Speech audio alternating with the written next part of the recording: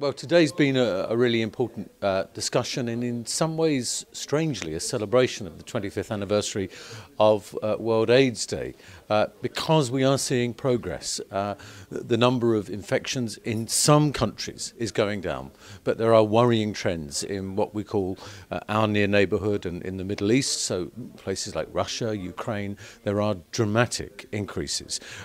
The other good news is more and more people, millions, are getting access to antiretroviral drugs, which is actually the difference between life and death.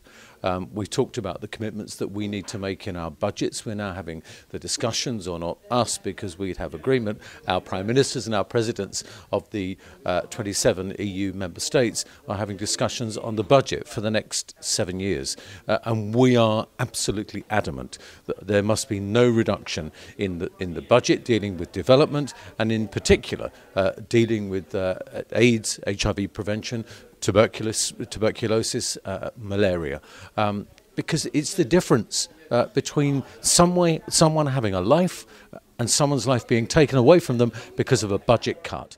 If you look at the development of this commitment towards AIDS, HIV/AIDS, and towards, for example, the Millennium Goals, you will see that with a lower amount of money, with less money actually, the African countries and also the Asian countries are presenting or are delivering better impact and better value for this money as regards to HIV/AIDS and some other initiatives as maternal mortality, child mortality, etc.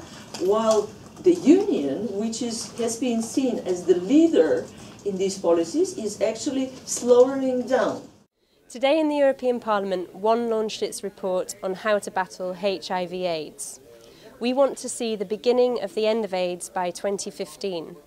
One of the ways we can do this is by focusing on mother-to-child transmissions. At the moment, a pregnant woman with HIV has a 20 to 45% chance of passing on HIV to her unborn child.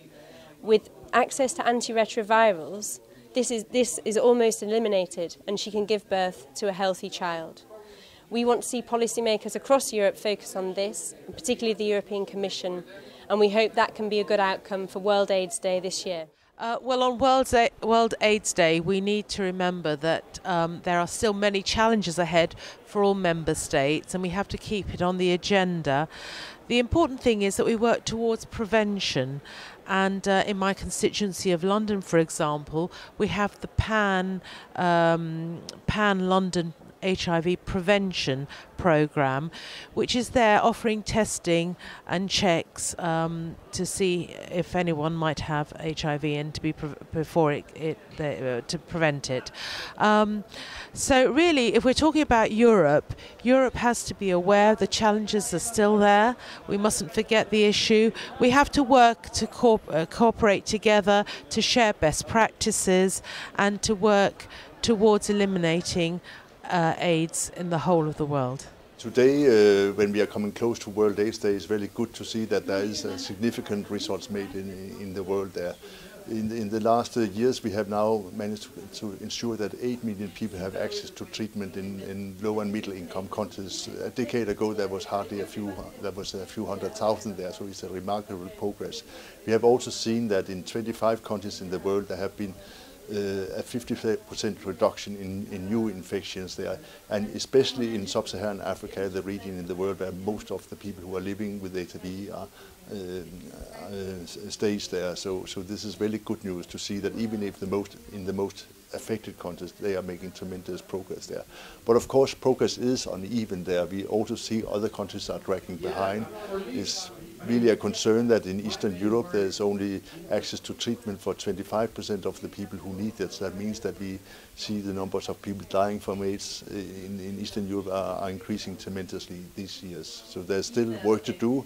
We have talked today about can we start to end AIDS, and technically we can there, but we do need the political will to make it happen there. Some countries have shown the way it can be done, others need to follow suit.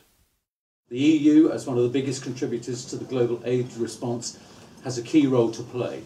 And I say to play. It must continue.